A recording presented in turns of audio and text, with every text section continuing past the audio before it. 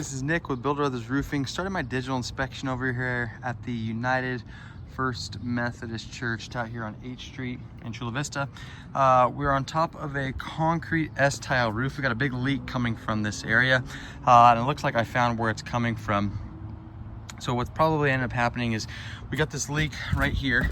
You can see how deteriorated all this underlayment is. This stuff is just crumbling right now. And all of this is the exposed plywood decking underneath it. I'm not sure if it's really picking it up. There we go. So water's getting underneath all this paper. It's then getting underneath this tile or this valley metal, and it's causing some significant damage to the area underneath it. I'm gonna work my way up to some other portions of this roof that I wanna point out, because there's a lot of areas on this roof that I wanna make a point to show. So I'm working up slowly.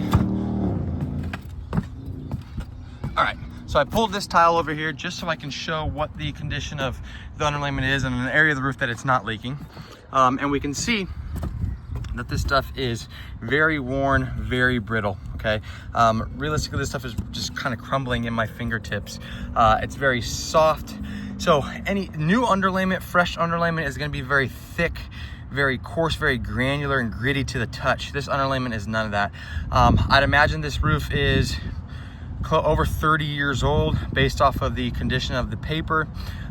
Paper like this is gonna last 20 to 25 years, depending on how well it was installed.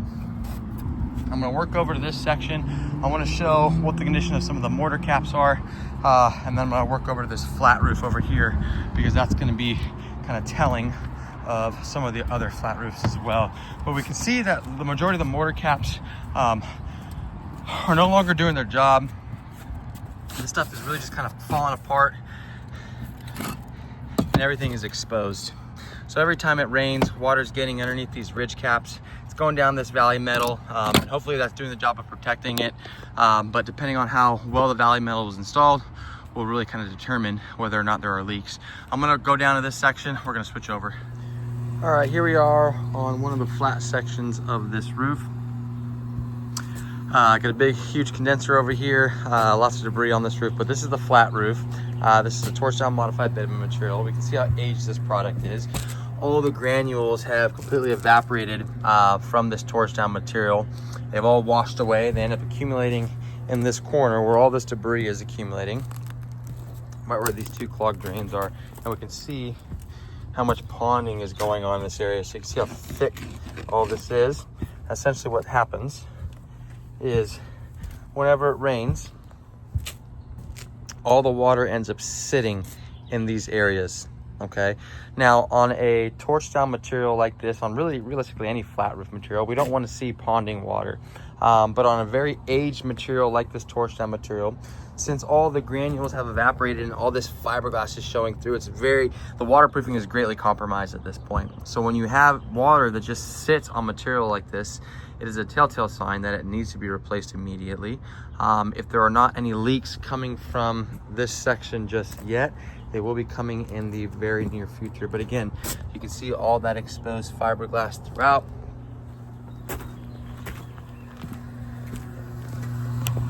You can see just how brittle this material is. Stuff is really just kind of starting to come apart at this point. Same thing with all the sealant that was used, all the mastic that was used, starting to crack as well.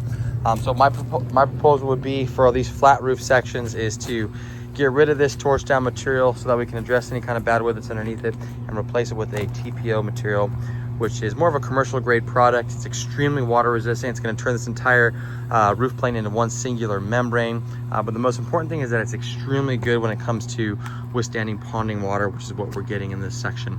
So that water can sit and it will not end up penetrating this roofing material. Over time, this roofing material starts to erode, the fiberglass becomes exposed, and that water that's been sitting over the years will end up penetrating the property. Working my way above this section of the flat roof, noticed that a tile had slipped on this section.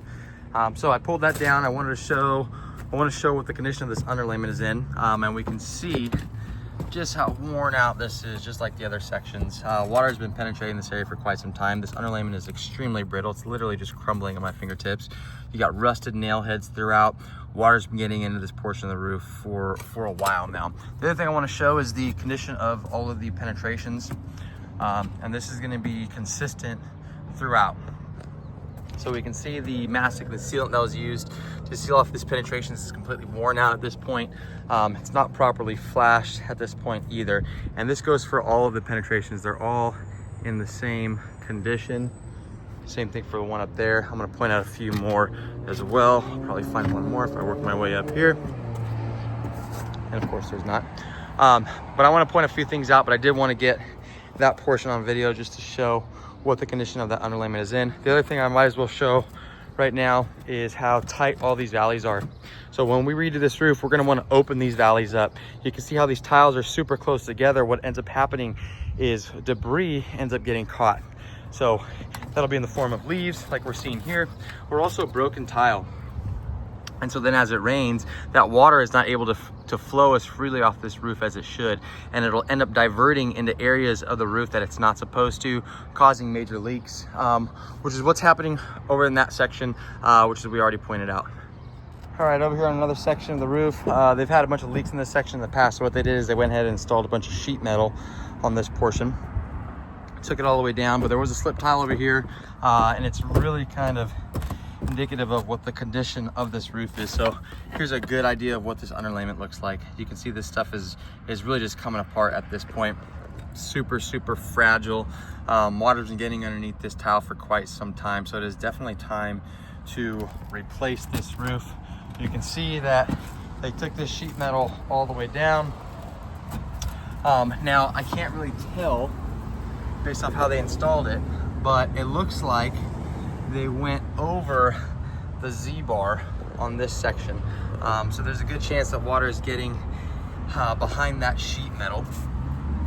So we won't really know until we kind of take that apart and see what's behind it. But that looks to be the case at this point. So overall, as far as what the condition of this roof is in, it's gone well past its life expectancy, right? Tile roofs like this, the underlayment is gonna last 20 to 25 years. I believe we're on year 35 of this roof, so it's definitely got its money's worth.